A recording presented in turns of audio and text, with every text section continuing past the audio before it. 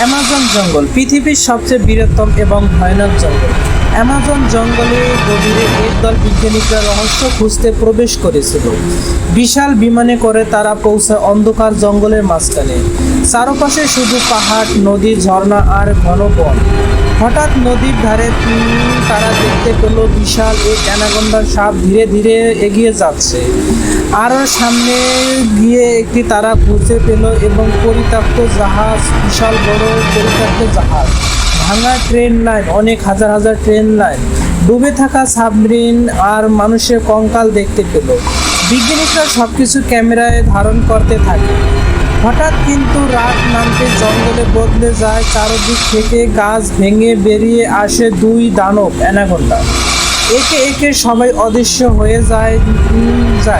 সকলে জঙ্গলের মাটিতে পড়ে থাকে, শুধু একটি ক্যামেরা রয়েছে, কিন্তু সবার গতের রক্তের দাগ লেগে আছে। অ্যামাজন জঙ্গল নিজেই রহস্য লুকিয়ে থাকে।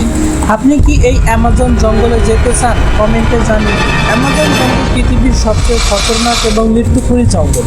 এই অ্যামাজন জঙ্গলে যারাই গেছে তারাই কখনো ফিরে আসতে পারে। তাই অ্যামাজন জঙ্গলকে মৃত্যু ফরেস্ট বলা হয়।